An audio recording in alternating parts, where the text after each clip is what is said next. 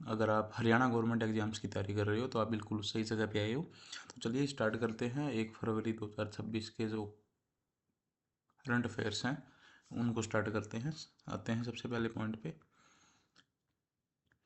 देखिए, 30 जनवरी को राष्ट्रीय शहीदी दिवस मनाया गया था। ये दिवस महात्मा गांधी जी की पुण्यतिथि पर मनाया जाता है। 30 जनवरी 1948 को उनकी हत्या कर दी गई थी नथुराम गोडसे के द्वारा। तो गांधी जी के सम्मान में राष्ट्रीय शहीद दिवस मनाया जाता है। इस दिन देश के सभी शहीदों को श्रद्धांजलि दी जाती है। अगले पॉइंट पे आते हैं। जो सशस्त्र बल और जो केंद्रीय सशस्त्र पुलिस बल है CAPF, उनके जो शहीद जवान हैं और जो युद्ध या ऑपरेशन में हताहत सैनिक हैं, उनके बच्चों को 5,000 से 8,000 रुपये महीने तक की वित्तीय सहायता दी जाएगी। हरियाणा छात्रवृत्ति नीति 2025 जो है, ये इस नीति का नाम है और इसका उद्देश्य है कक्षा 6 से लेकर स्नातकोत्तर यानी पोस्ट ग्रेजुएशन स्तर तक के छात्रों को सहायता प्रदान करना है, इसका लक्ष्य है। तो इसके अनुसार कक्षा 6 से 12 तक जो शहीदों के जो बच्चे हैं या जो ऑपरेशन में हताहत सैनिक हैं, उनके जो बच्चे हैं, उनको प्रति वर्ष 60,000 रुपये मिलेंगे, यानी 5,000 रुपये मासिक। और जो स्नातक हैं, स्नातक लेवल तक यानी ग्रेजुएशन लेवल तक, उनको मिलेंगे 72,000 रुपये सालाना, यानी 6,000 रुपये मासिक।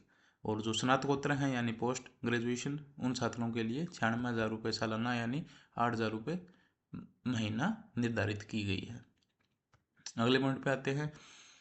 लेह लद्दाख में क्या है, खेलो इंडिया विंटर गेम्स का आयोजन किया गया था, जिसके अंदर क्या है, हमारे राज्य हरियाणा की जो टीम है वो क्या है, ओवरऑल क्या है, पहली पोजीशन पे रही है, प्रथम स्थान प्राप्त किया है हरियाणा की टीम ने। हरियाणा की टीम ने वहाँ पे कुल 6 स्वर्ण पदक यानी कुल 6 गोल्ड मेडल जीतने का काम किया है। और यह पहली बार है जब हरियाणा की जो टीम है वो इस चैंपियनशिप में या इस प्रतियोगिता में ओवरऑल चैंपियन बनी है हरियाणा की टीम। तो जो विजेता खिलाड़ी है जिन्होंने गोल्ड मेडल जीते हैं वो हैं गुरुग्राम की गौरी राय और हिया अदलखा। अम्बाड़ा के सचिन सिंह हैं, हिसार के रोहित हैं, गुरुग्राम के आरव हैं और रेवाड़ी के जय यादव हैं। इन सभी ने क्या है, स्वर्ण पदक जीता है। और फतेहाबाद के कपिस कौशिक ने रजत पदक यानी सिल्वर मेडल जीतने का काम किया है। जबकि फरीदाबाद के जतिन शेरावत और चेल्सी सिंह ने क्या है, कांस्य पदक यानी ब्रॉन्ज मेडल जीतने का काम किया है। ये आप देख सकते हो, इनकी फाइल इमेज है जो जो खिलाड़ी मेडल जीत के आए हैं। अगली जो हम बात करेंगे वो है चिराग योजना की। ठीक है, चिराग योजना के अंदर क्या है, पहले अगर आपकी सालाना जो इनकम है अगर वो 1,80,000 तक थी तो सरकार आपके बच्चों को निजी स्कूलों में फ्री में दाखिला दिलवाने का काम करती थी। लेकिन अभी उस इनकम को 1,80,000 से बढ़ाकर उसको कर दिया गया है 8 लाख रुपये। जो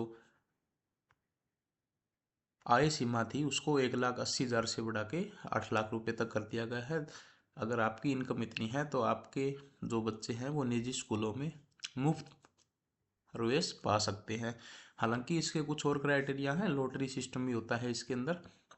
अच्छा, तो मुख्यमंत्री सम्मान शिक्षा राहत सहायता एवं अनुदान यानी जो चिराग योजना है, वैसे तो ये वर्ष 2007 में हरियाणा में शुरू कर दी गई थी। ठीक है, लेकिन मतलब चिराग योजना की तरह एक योजना 2007 में शुरू कर दी गई थी, लेकिन फिर बिल्कुल नए सिरे से इस योजना को दोबारा लागू किया गया, दोबारा इसको शुरू किया गया हरियाणा चिराग योजना के नाम से। और जो हरियाणा चिराग योजना है इसको शुरू किया गया था 1 जुलाई 2022 को, नए सिरे से, मतलब 1 जुलाई 2022 को इसको शुरू किया गया। अगले पॉइंट पे आते हैं। देखो, राज्य सरकार और क्या है, इंडस एंटरप्रेन्योर है चंडीगढ़, इंडस एंटरप्रेन्योर चंडीगढ़, इन दोनों ने मिलकर क्या है, हमारे राज्य हरियाणा का जो पहला आर्टिफिशियल इंटेलिजेंस शिखर सम्मेलन है उसका आयोजन किया है। ठीक है, किस किसने, मतलब राज्य सरकार ने किसके साथ मिलकर किया है? पहला एआई शिखर सम्मेलन इंडस एंटरप्रेन्योर के साथ, इंडस एंटरप्रेन्योर चंडीगढ़ के साथ मिलकर पहला एआई शिखर सम्मेलन का आयोजन किया है। और इस शिखर सम्मेलन की जो थीम है वो है ग्लोबल, थोड़ा लिखने में गलती हो गई, ग्लोबल एआई रियल इम्पैक्ट, यानी global artificial intelligence real impact, भी ग्लोबली एआई का क्या इम्पैक्ट रहेगा, ये इसकी थीम है, ग्लोबल एआई रियल इम्पैक्ट। अगले पॉइंट पे आते हैं। रोहतक में क्या है, 2 दिवसीय राष्ट्रीय कैटलबॉल चैंपियनशिप का आयोजन क्या है, एसआर कॉलेज ऑफ एजुकेशन में किया गया है, जिसमें लगभग देश भर के 13 राज्यों से 80 खिलाड़ियों ने भाग लिया। ठीक है, राष्ट्रीय कैटलबॉल चैंपियनशिप का कहाँ पे किया गया है, रोहतक में किया गया है। कितने दिनों का, 2 दिवसीय। तो देखो कैटल बॉल क्या होता है, ये कुछ ना कुछ ऐसे वेट होते हैं, ये 5-7 किलो के होते हैं, मतलब उस पर गेम पे डिपेंड करते हैं कितने के होते हैं, और इनको लिफ्ट करना होता है, इस तरीके का ये कुछ गेम होता है कैटल बॉल। और अब नेक्स्ट पॉइंट क्या है, कुरुक्षेत्र के उमरी गांव है एक, पीपली से निकलते ही, और उमरी गांव में 5 एकड़ भूमि में 124 हजार रुपये से क्या है, गुरु रविदास धाम का निर्माण किया जाएगा। मतलब गुरु रविदास धाम का निर्माण कहाँ पे किया जाएगा, कुरुक्षेत्र के उमरी गांव में। और आज 1 फरवरी है, तो आज क्या है, संत गुरु रविदास जी की जयंती है, उनको नमन। और एक पॉइंट और है, जो 31 जनवरी है ना, 31 जनवरी, ठीक है, 31 जनवरी को, 31 जनवरी को क्या है, इंटरनेशनल जेब्रा डे मनाया जाता है।